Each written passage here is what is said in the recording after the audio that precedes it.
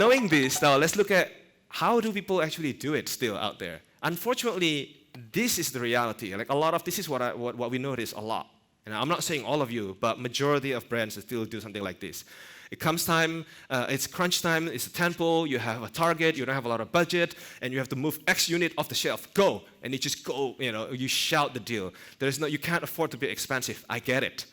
But this is short-term win, if any. Right? You may not even win, and you risk long-term losses by doing something like this. It's very tactical, and it's kind of irrelevant. This is kind of like what that guy said earlier, one of the users. Like you just show up and you shout at me. Yet there's no relevance here. You're not acknowledging me as a human being. Right? There's no humanity here. But imagine if you reframe it like this. Imagine if you acknowledge the potential pain points that this 40% population, that they may not even know they're about to get into trouble. Right? What if you help them? Where you start with the desire to want to be helpful. Now if you know this thing, and you start like a butler. It's like, hey, may I remind you that this thing is happening, and if you're not planning something, you might get into trouble, basically. It's doing the same thing. It's still offering a deal, right? It's still very tactical. It's still a performance ad, basically. But you frame it as not as like a discount, but as I'm here to help you.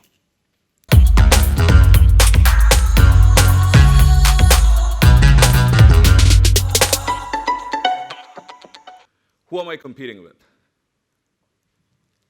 I'm not competing with Dell. I'm not competing with HP. I'm not competing with Apple. I am competing with Amazon. Because Amazon is defining what user experience is. The customer is not saying, look, I went to Dell's website, look at how good it is. They don't care. They're like, look, I went to Amazon, I got a computer in 2 days. You guys take 15 days. So, definition of user experience has changed. Now it's become a global definition, especially for e-commerce people. So here's the first lesson. Don't look at your immediate competitors. They're not defining the experience. It's somebody outside the industry, most likely. In my case, these are some of the leaders. They truly are defining aspects of the value chain that is really, really important. So if you're really doing competitive analysis and really trying to figure out how to have a commerce experience that's wonderful and a user experience that's outstanding, stop looking at your competitors, start looking at these guys or whoever comes in tomorrow, all right?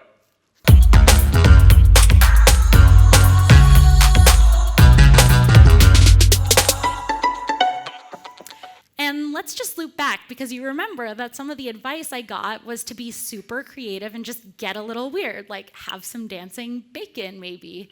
And so this definitely came into play in our campaign. And so ultimately, as you can see, there's some bacon on the screen right now, and there's a video that I can share out on Twitter after. It won't play on the screen today. But what ended up happening was with our awareness assets, so our assets that were geared towards people who just didn't really know much about our brand and to just get a ton of eyeballs on our content, is we created a campaign called Beacon is Better Than Bacon. And so we still communicated our key messages overall, but we framed it up in a way to attract those people. And the development of this campaign came out a little like this. We were hopped on a video call, me and a couple other my colleagues in marketing at Help Scout, and someone accidentally said bacon instead of beacon. And then we all laughed. And then we all thought, that's hilarious. Beacon actually sounds a lot like bacon. And I mean, our ultimate goal for this campaign is to get everybody to fall in love with Beacon and then buy it. And I mean, basically everybody loves bacon. I mean, even vegans like tempeh bacon. So really, wouldn't it be great if we could just talk about bacon and Beacon at the same time? So that's ultimately how we ended up developing our awareness campaign assets for paid and social that got us a ton of eyeballs on our content and resonated with that specific buyer in that specific journey of them understanding our tool.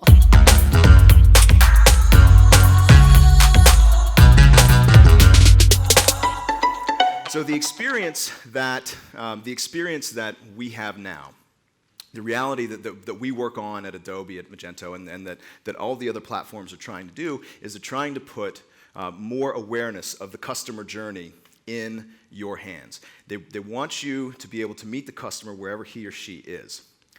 And we have all sorts of technology solutions that are coming into play. right? So if you happen to head to the Innovations Lab, there's some really neat AR measuring apps to help try on, like do fitment for clothes. There are all sorts of experiences. Magento, years and years ago, had a great experience with a fashion retailer, a brand in New York City. I actually went into the office. Tracy, you remember, we went in together, actually, and you could walk in the store, and, well, the personal touch, they handed you a glass of champagne right away. I mean, that's a good way to get me to convert to anything right off the bat. But the nice thing was you could take clothes off the rack, go into the fitting room. Now, I did this. It was a little odd because I'm a guy, and it was a women's clothing store, but I really wanted to check out the experience because it was based on Magento.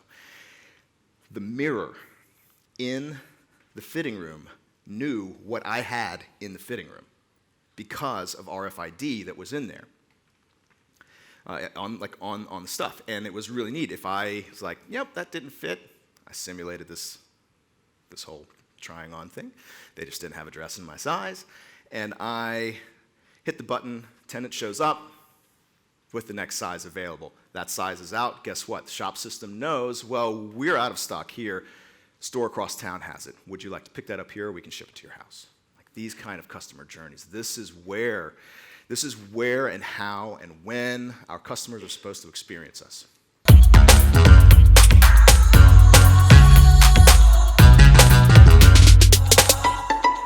Now today, I want to ask the question to you.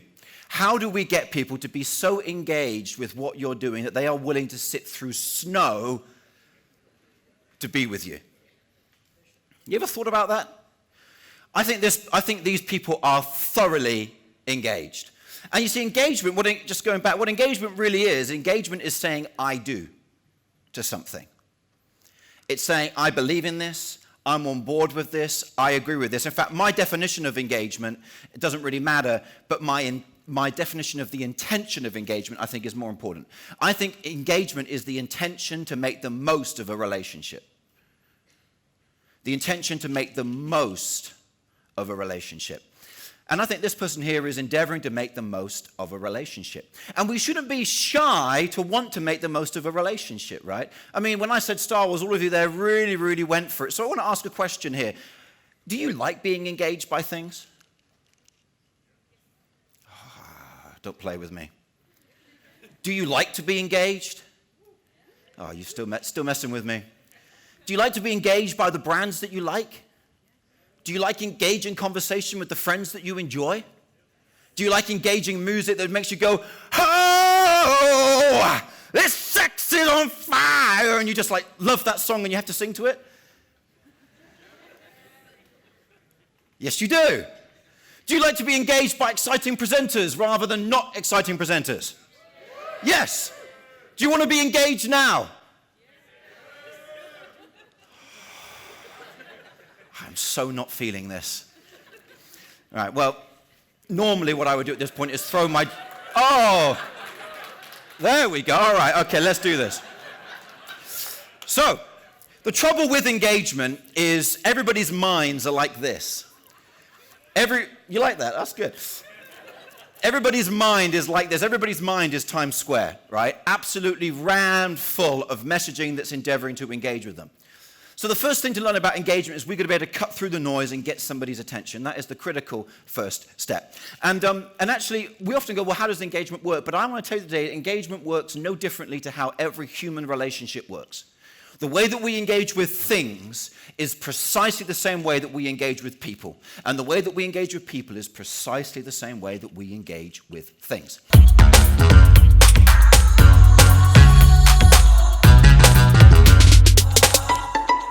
As I was preparing to speak today, I was looking at all of the agendas and the speakers, and there were some really common themes that were coming through. One of them was technology, as we've heard about. And the other one for me was the experiential, the engagement, and really trying to stand out above your competitors.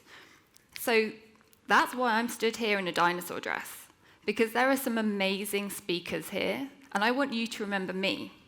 And I don't know that you've been to a conference before where somebody's worn a dinosaur dress, but I'm guessing it probably hasn't happened.